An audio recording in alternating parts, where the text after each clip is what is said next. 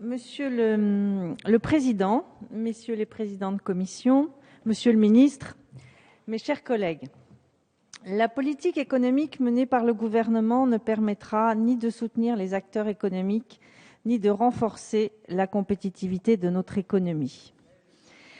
Vous n'écoutez pas l'agence Standard & Poor's qui dégrade la note de la France. Vous n'écoutez pas les réserves émises par l'Union européenne quant au respect des engagements de la France à réduire les déficits, à réformer en profondeur, à inverser la courbe du chômage. Vous n'écoutez pas les alertes de la Cour des comptes sur les effets négatifs sur l'activité économique d'un taux de prélèvement obligatoire excessivement élevé, 46,5% en 2014. Vous n'écoutez pas la désespérance des entrepreneurs. Vous n'écoutez pas la contestation populaire due à une pression fiscale et sociale excessive. Pas moins de 55 milliards d'euros nouveaux depuis 18 mois. Votre gouvernement reste sourd au profond malaise qui étreint la société. Vous entendez maintenir le cap d'une politique qui nous mène au déclin de la compétitivité de la France et à la destruction massive d'emplois. Faut-il rappeler une fois encore, Monsieur le ministre, que ce sont les entreprises qui créent l'emploi et que le matraquage fiscal empêche l'investissement, la création de richesses et par conséquent la création d'emplois. Au matraquage fiscal s'ajoute l'absence de prévisibilité fiscale. Nous sommes nombreux au groupe UMP à militer en faveur de l'instauration d'une règle d'or fiscale qui rendrait obligatoire la stabilité de l'impôt pendant 5 ans ainsi que la non-rétroactivité des dispositions fiscales. Votre budget est malheureusement à l'image de votre politique. Trois exemples flagrants le démontrent. Sur le FISAC, comment expliquez-vous que les crédits directement destinés aux artisans, aux commerçants et pour l'attractivité économique des territoires diminuent alors que ceux consacrés aux statistiques et aux études augmentent?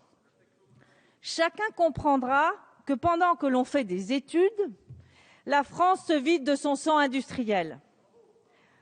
Un redéploiement des crédits est absolument nécessaire pour maintenir les commerces de proximité dans nos territoires ruraux et de montagne. Le FISAC doit être doté de moyens supplémentaires et le groupe UMP vous proposera donc d'amender les crédits du FISAC par un transfert du crédit du programme Statistiques et études à hauteur de 5 millions d'euros.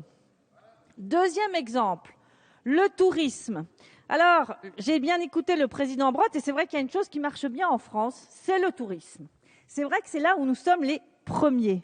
Sauf qu'aujourd'hui, nous sommes en train de ruiner ce que nous avons de meilleur.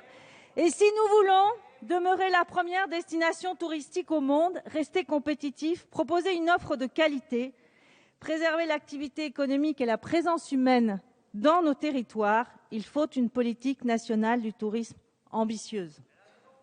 Je ne la trouve malheureusement ni dans votre politique, ni dans votre budget. Tout au contraire, et je prendrai là encore qu'un seul exemple. Et je souhaite en particulier vous alerter une fois encore sur les conséquences désastreuses de la fixation du calendrier scolaire pour les années 2014 à 2017 pour le tourisme de montagne. Un positionnement trop tardif des vacances de printemps, c'est un manque à gagner, et je pense que vous y serez sensible, de 80 à 100 millions d'euros de recettes fiscales. C'est une mise en péril de 9 000 emplois et de 120 000 saisonniers. Et voilà, ça fait malheureusement, je vais vous le dire, depuis plus d'un an que nous ne cessons d'alerter votre gouvernement et nous n'avons, je vais vous le dire ici une nouvelle fois, ni la moindre écoute, ni la moindre réponse. Troisième exemple, sur les investissements d'avenir. Comment expliquez-vous que votre gouvernement ne mobilise qu'une enveloppe de 12 milliards d'euros pour les investissements d'avenir, alors que la précédente majorité y avait affecté 35 milliards d'euros? Les moyens que vous consacrez aux investissements d'avenir seront-ils suffisants pour réussir la reconquête industrielle de notre territoire? Nous en doutons. Tout comme les TPE et les PME à forte valeur ajoutée, par exemple celles du secteur du décolletage, déjà exsangues par le poids des charges fiscales et sociales, Nous attendons de la part de votre gouvernement un changement de politique passant par une diminution significative des dépenses publiques, une baisse des prélèvements fiscaux et sociaux et une flexisécurité plus opérante. J'en terminerai.